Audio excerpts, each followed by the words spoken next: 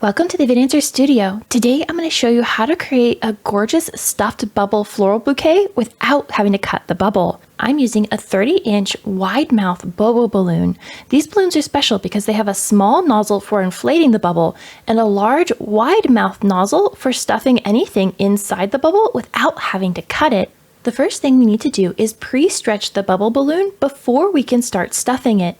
So all along the seam of the balloon, I'm going to take my two hands and stretch the edge consistently from the tiny nozzle all the way around until I get to the large nozzle. We don't want to stretch out either of the nozzles though. Leave those completely flat. To make inflating this bubble easier, I'm going to cut the small nozzle in half, leaving about 3 to 4 inches of length instead of the 9 to 10 that it comes with. This will still be more than enough length to tie an adequate knot, but will be much easier to inflate.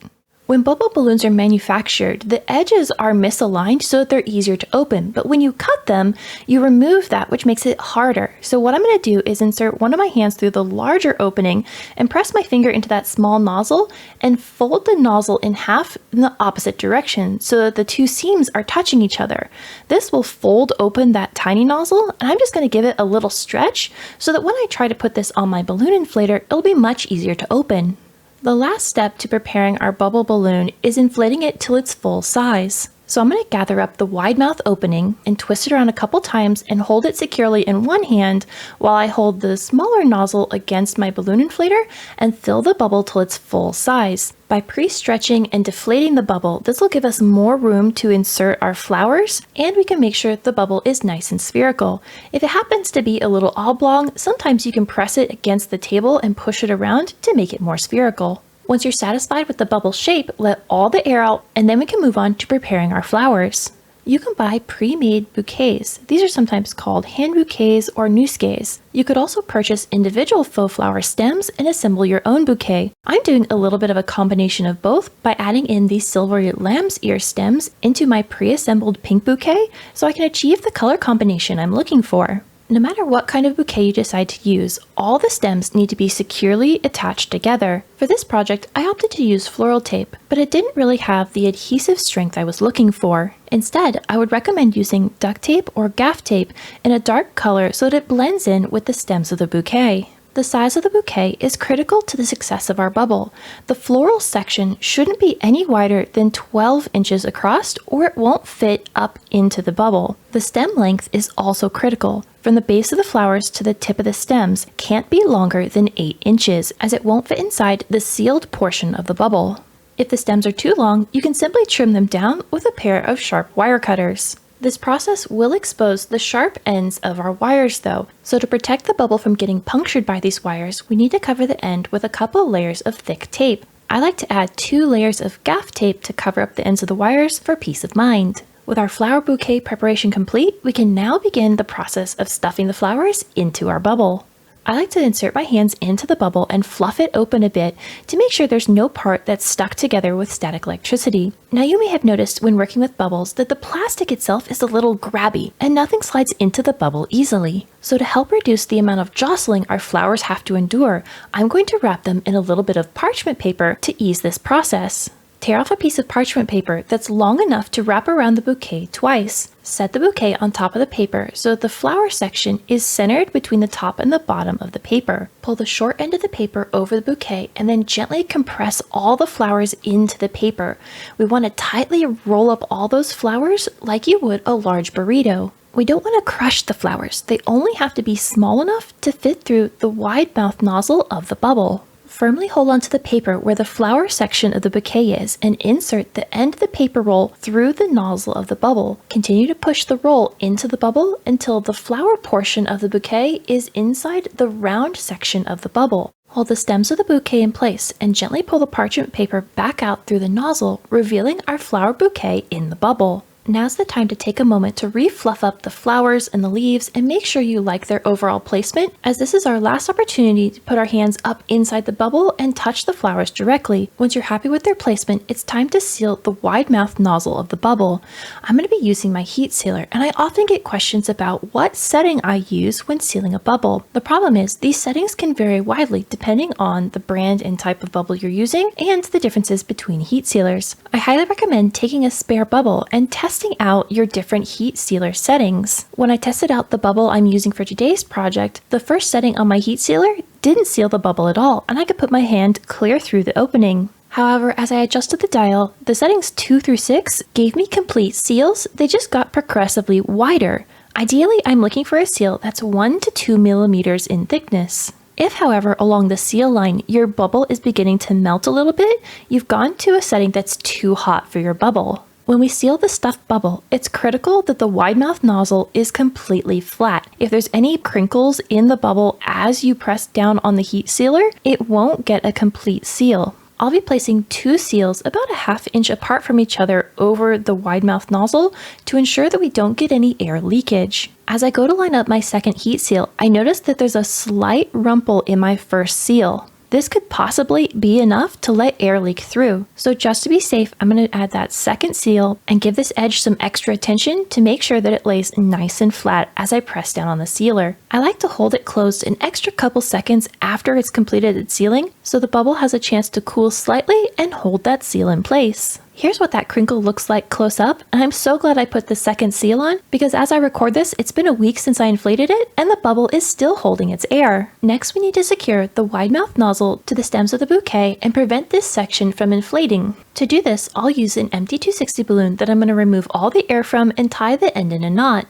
Following the curvature of the bubble, gather up the wide mouth nozzle to a point right underneath the flowers of the bouquet. We need as much of the stems of the bouquet down in the nozzle section of the balloon as possible. Then hold one end of the 260 against the stems of the bouquet, pulling the other end of the 260 super tight and wrapping it around the stem a couple times right near the top. Then you're going to take the other end of that 260, pull it tight and wrap it in the opposite direction before tying a double knot. Now, I cannot stress enough how critical it is that this is tied tightly. Mine slipped a bit as I tied the knot, so when I inflated the bubble, the air pressure pushed on the 260 and sucked my flower arrangement up into the bubble. If this happens to you, don't panic. You can carefully cut the 260 and remove it from the stems. The air from the bubble will rush down into the wide mouth nozzle. Just pick up the bubble and jiggle it around until the stem is back in the wide mouth nozzle, and then firmly hold on to the bottom of those stems, pulling it as deep into the nozzle as possible. Then with your other hand, gather up the rest of that nozzle right at the base of the curvature of the bubble.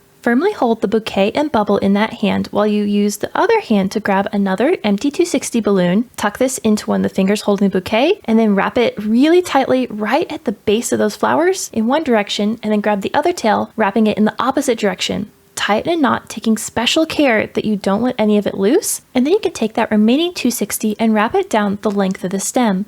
This will push the remaining air that's down near the stem back up into the bubble, tie the 260 off in a knot, and we're good to continue on with this project. Now, I did go through this process, so my bubble's going to look a little different as we back up in time to inflate this bubble. If possible, try to get the entire length of that small nozzle onto your balloon inflator so that the tip of the balloon inflator is actually in the round portion of your bubble. Then inflate your bubble until it's about twice the size of your bouquet. I like to inflate my bubbles to this size or even a little bit smaller because if the bubble is too large, even if you have a gorgeous flower bouquet, it can look really dinky in comparison.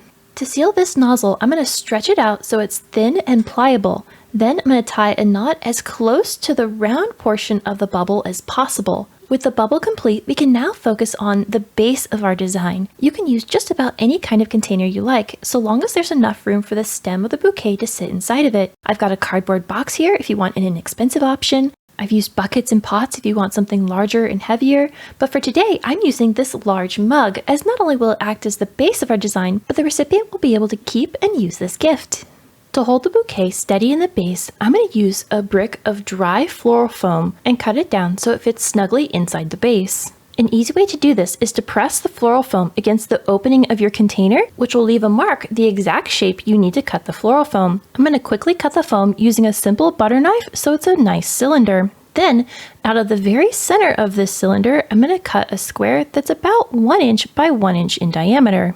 This is where I'll insert the stems of the bouquet, and we want this to be a nice snug fit to keep the bouquet from moving around. Now I'm going to press my floral foam back into my base container, and if you shave off a little bit of floral foam, don't worry about that. Simply remove all of the little floral foam dust so it doesn't have the opportunity to stick to our bubble. To hide the floral foam so you can't see it through the bubble, I'm going to take a couple pieces of tissue paper in coordinating colors and fold each of those into quarters. Lay the tissue paper flat and fold it in half from corner to corner. Align two opposing corners and then you're going to offset them by 6 to 8 inches. That way both corners of the tissue paper will be visible in the final design. Fold the tissue paper in half in the opposite direction, align that long edge, and then you're going to offset it by about 4 to 5 inches. I folded all 4 of my pieces of tissue paper in this same manner, and now we're going to attach them to the bottom of our bubble. Take the first piece of tissue paper and align the folded corner with the very bottom of the stems of our bouquet. We want the tissue paper to come up the edge of the bubble so that the tips of that tissue paper are just covering the flowers, because the tips of the tissue paper will fold open, revealing our flowers, but cover up the bottom of the bubble so you won't be able to see the floral foam. Layer on the next piece of tissue paper in the same way, overlapping this piece of tissue paper about halfway over the top of that first piece. Repeat this process so all the pieces of tissue paper are layered on, and then double check that all of the tips of the tissue paper are folding out enough so that you can see the flower bouquet inside. Grip the stem of the bouquet right up against the round section of the bubble and secure the tissue paper in place with another 260 balloon. Now I'm going to insert the stems of the bouquet down into the floral foam, but I want to make sure I align the bubble so that the seam sits just in front of the handle of the mug, as that will be important when we add ribbon in just a moment. Firmly press the stems down into the floral foam until the tissue paper is touching the rim of the base. Next, I'm going to trim off the excess length from that small nozzle. I want to try and cut close to that knot, but don't compromise it. It's better to leave a little bit of tail, as we'll be able to hide this using the tissue paper.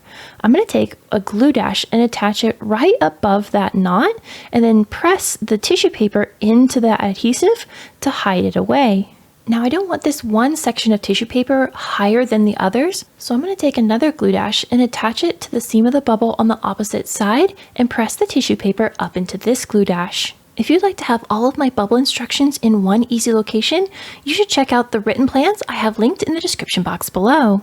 To secure the base and bubble together, as well as adding some visual interest to the top of our bubble, I'll be adding a large loop of this satin ribbon. Unspool several feet and set the mug right on top of the ribbon. Arrange the mug so that the ribbon sits just in front of the handle of that mug and is aligned with the seam of the bubble. Pull both ends of the ribbon up towards the top of the bubble and have them overlap and extend by about 10 inches past each other. Once you know you have enough ribbon, cut any excess off with a sharp pair of scissors, then place a glue dash at the very top of the bubble along the seam. Guide one end of the ribbon up, making sure it's centered over the top of the bubble seam. Before sticking it into the adhesive, you want to take a look at your bubble and make sure it's standing perfectly upright. If not, you can either tilt the bubble left or right and hold it in the correct position by pulling the ribbon snug and placing it into the adhesive. Place another glue dash on top of the bubble and then bring the other ribbon up from the side, covering right over the top of the bubble seam, and then also pulling a slight bit of tension before sticking it into the adhesive. You can top the bubble with any bow you like, but I'm going to make this one using 36 inches of the same ribbon that we wrapped around the bubble. I'm going to mark the halfway point of that, and then right where that crease is, place a glue dash. Take one end of the ribbon and place it halfway into the glue dash, leaving the other half visible. Take the other end of the ribbon and loop it around so it covers up the other half of the glue dash. It should look like an infinity symbol or a figure 8. Flip the bow over and find the halfway point of one of the loops and tuck it under the center point. Find the halfway point of the other loop and tuck it under the center point as well. Gather up the center section, creating small folds in the ribbon so it creates a tight center. Hold these folds in place by wrapping a small piece of tape around the center point a couple times. Cover up the tape by wrapping another piece of ribbon that's 3 to 4 inches long over the top and secure it in place with a glue dash. Place another glue dash on top of the bubble and press the center of the bow into the adhesive. Pull the two ribbon tails slightly to the front and trim them so they have a nice angle and are similar in length. And now our floral stuffed bubble is ready to be given away as a beautiful gift. If you'd like a printable version of these instructions, you can check out my set of plans linked in the description box below. If you'd like some more gorgeous balloon inspiration, you should check out this video. And until the next time, remember, stay creative, everybody!